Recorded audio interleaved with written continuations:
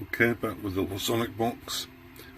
My previous comments about it possibly being an easy fix may have been a bit premature. I just noticed that there's an electrical wire sticking out of the back of the DC AC selector, as well as it's clearly had a knock or it's been attempted to be opened. There's a separation gap there, so let's see how it goes. I'm going to try and open it up.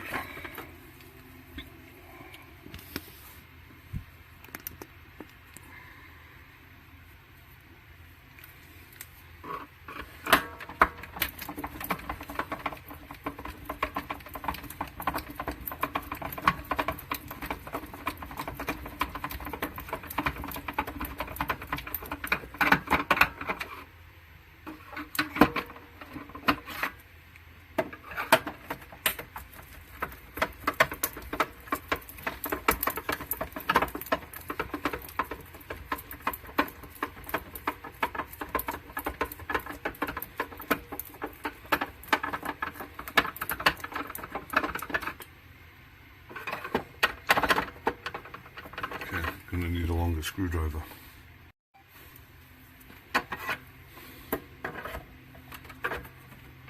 Oh, that's too fat. Too fat. Okay. Slightly longer screwdriver. Oops.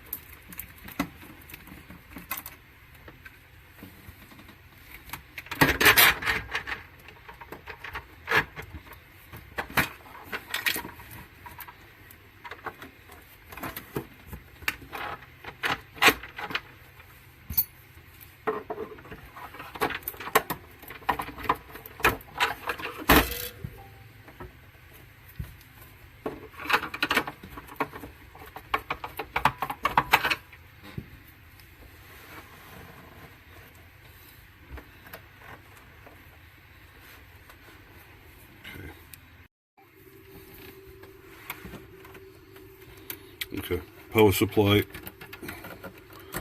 has broken away, smashed off from the chassis, so let's try and remove the back completely so that we can see what's going on.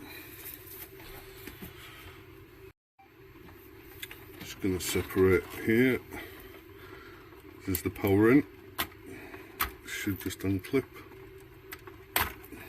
and the radio antenna. Okay.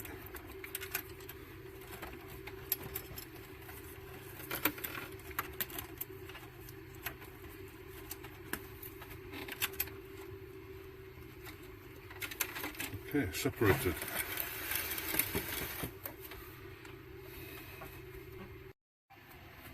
Okay, so we can clearly see that the power supply is quite heavy. Oh, that red wire's gone. Has been pulled away from the back here. It's been stuck there and it's cracked away. This leg is bent as well. So perhaps epoxy it back.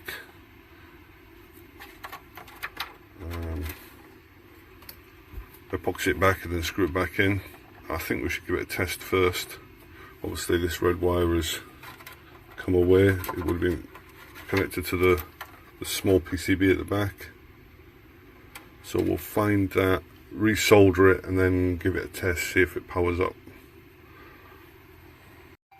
Okay, upon closer inspection I can see that the red wire should be connected here. Okay, this is to the input, doesn't go on the PCB, so that should be an easy solder. But let's get this power supply disconnected from the screws and then epoxy them back in. Let's see where we go from there. So it's a couple of days later. I've had a chance to go through this box top to bottom to try and find out what's happened. Okay, so a quick recap is that power supply that was banging around inside this box had come loose. It's caused some damage to the circuit board. Right here, you can, I don't know if you can see it that well, but there's a resistor that's been smashed off the circuit board, which is this one. I have ordered a replacement. I noticed this the capacitor that was here had blown. Well, not.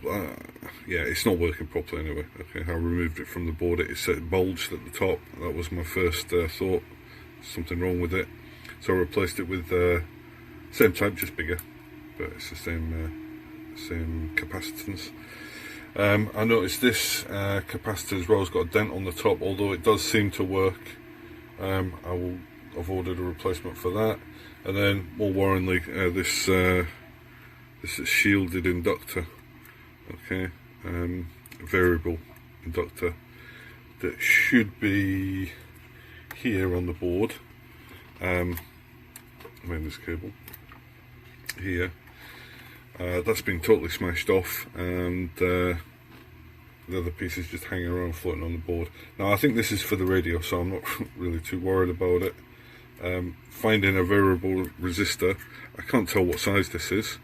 The writing on the side of it is less than impressive. I can find reference on one website for it from the 1970s, so anyway, right, so it's not working. It's not working. Well, okay, let me tell you what is working. So the power supply is working, okay, but the switch, the 110 to 220 volt switch is not working. So I've had to wire it directly through. I'm getting the right power to the board here. I've measured the voltages throughout, right? So it does turn on, okay. It does play tapes, both decks both play.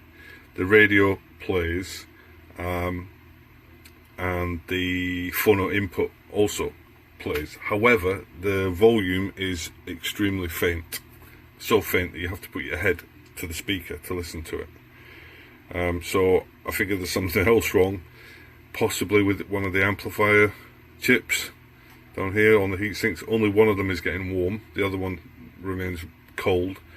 I've traced through the board, I can't find out where the break is. I've looked at the bottom of the board, the underside of the board, I can't find any damage to it, but obviously there's something not working correctly. I've checked all the capacitors for bulging, only found one. But finding replacement parts that I don't think it's this inductor. It shouldn't be anyway, because that's for the radio. This board is like a banana shape. It's been bent, but I've checked that board as well, but it seems okay. It buzzes out alright. The only thing that does really work is the mic input. So you put a microphone in and it's loud, so I know the speakers definitely work. I've tested the speakers anyway, but yeah, so when you put the mic in, super loud, can adjust the volume up and down, no problem.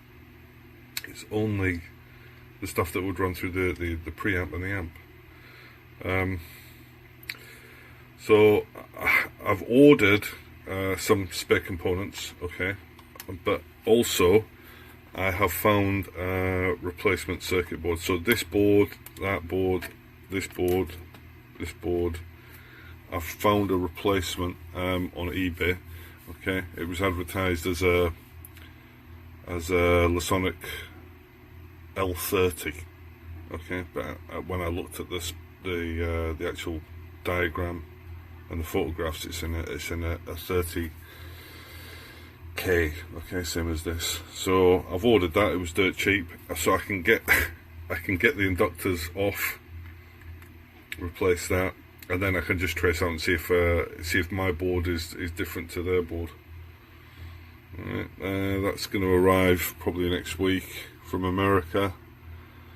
So in the meantime, I'm just going to have to put this to one side, because I can't figure out what is wrong, why I'm not getting, why the volume isn't working properly.